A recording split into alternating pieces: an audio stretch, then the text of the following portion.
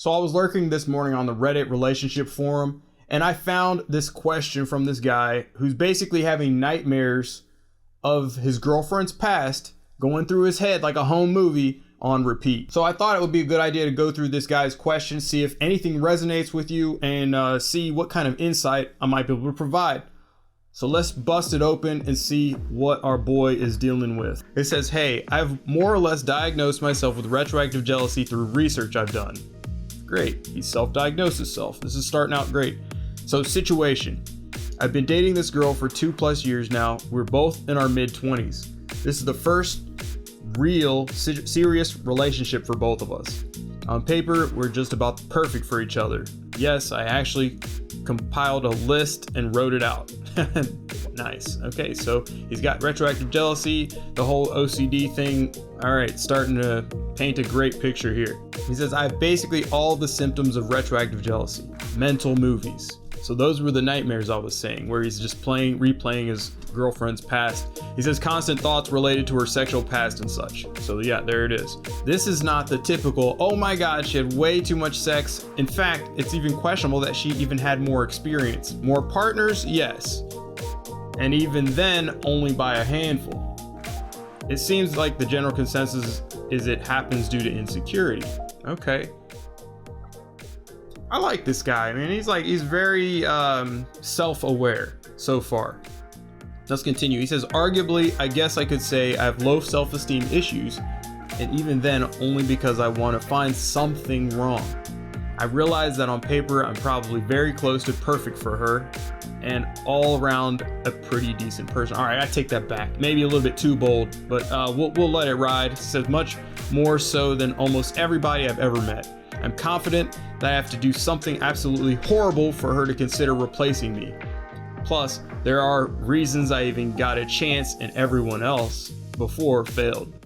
All right, so it sounds like it could be that not only does he have a self-esteem issue, but the girlfriend that he's dating may have a self-esteem issue as well. Let's see what else he has to say. He says, I think hypothetically, number of partners or amount of experience is actually of secondary concern. Okay. I think I'd probably have the same issues if there was that one guy that one time. And I also think that would be true for anyone in a similar situation.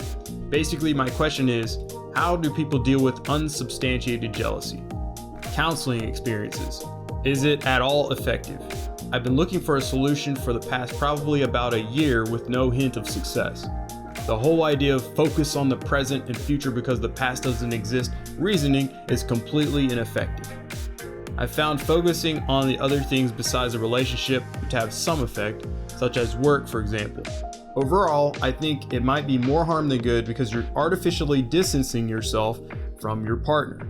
And on top of that, come to the conclusion that you're a shitty boyfriend and feed your insecurities, in turn, feeding the problem. That was an interesting sentence. All right, let's unpack this a little bit. 2 questions that our guy here says, how do you deal with unsubstantiated jealousy?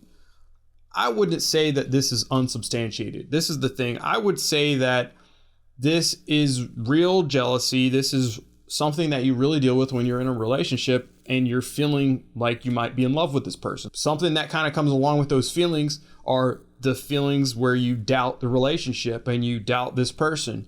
Because why? We just naturally tend to want to protect ourselves because people in our past that may have said they loved us or things like that, maybe we've been broken up with in the past, our heart has been broken in the past. And because of that, now we project those feelings into our future. And your girlfriend might have feelings for you and you might be starting to have really strong feelings for her. And then all of a sudden, out of nowhere, you start to remember all the bad things that happened to you in a relationship that might have felt the same way, but yet didn't have a great outcome, so it's just natural that we would feel retroactive jealousy, especially when we think about, you spent 2 years with this person. That's still relatively a short period of time, especially if you're in your 20s, right?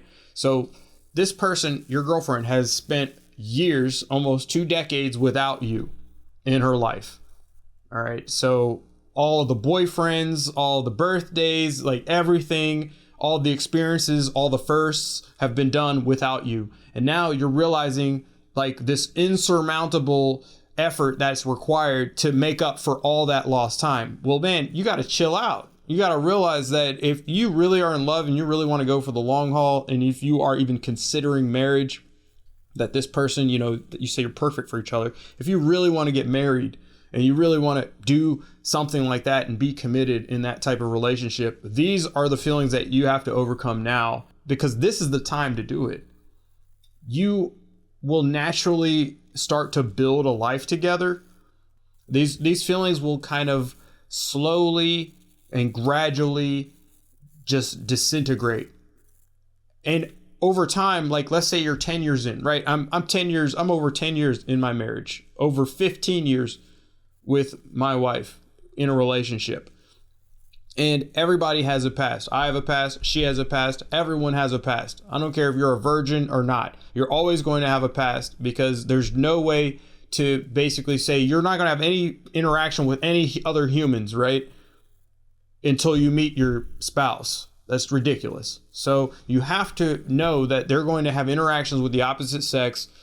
And at some point in the beginning of your relationship, the interactions that they have with different people actually might trump the time that you've spent with your girlfriend up to a certain point. But then eventually, as you spend more time with them over years, you then have replaced all of the memories, and you've outlived all of her memories that she has with anybody else, including her own brothers, sisters, and parents. And so that's how it works. Like, you have this whole entire life that you build together.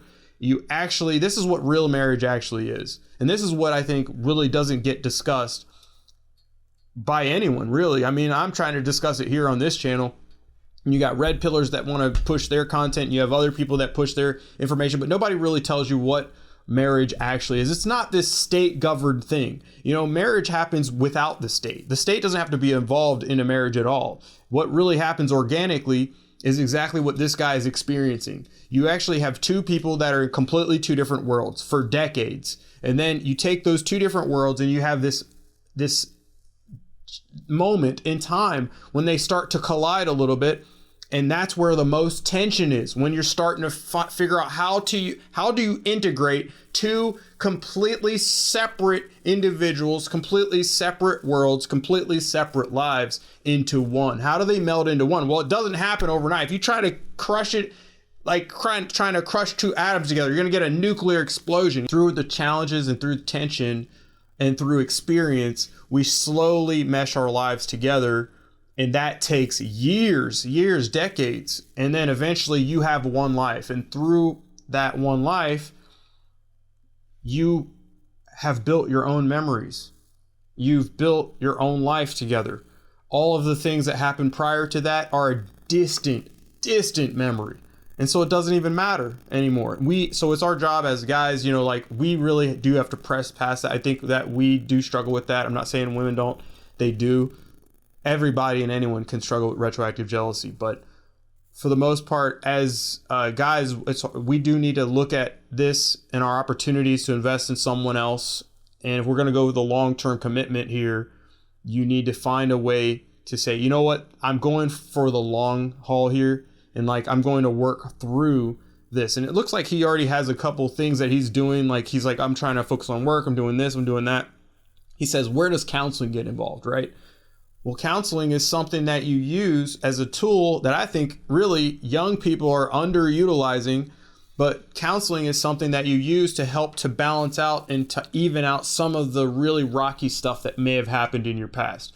So you have a personal past, okay? It's not just their past, but you have a past, and your past is not perfect. No one's past is perfect. There may have been abuse in your past. There may have been negligence in your past. You may have gotten your heart broken a few times in your past. So those are the things that it would be really beneficial for you to go talk to somebody about those things so that you can even them out, make sure that they're not really impeding on your relationship. Because the thing is, you're going to bring all that stuff in. And even though most people do struggle with retroactive jealousy at some point, especially like I said, as you're establishing that relationship, when it's just getting ready to go deeper, or as it's starting to go deeper, you're falling in love with this person. Now all of a sudden, boom, you get hit with retroactive jealousy. But before that even occurs, if you are to, have done some work on yourself, and then you go into that relationship, you're going to be able to handle that jealousy even more effectively than if you didn't do it. So to his counseling question, should I take counseling? Is it good? Is it, helpful? Absolutely. It's definitely helpful. Everybody at every age should be doing it, kind of like cleaning out old dresser drawers or cleaning out old closets. You got skeletons in your closet, cleaning that stuff out, going through it, making sure that you're sifting things out and dealing with stuff so that you're not bringing it into your relationship and compounding the issues is absolutely a good idea. So our boy here thinks that focusing on other things besides the relationship might have some negative effects. Like he thinks that, focusing on work too much or other things that aren't this relationship could potentially do more harm than good.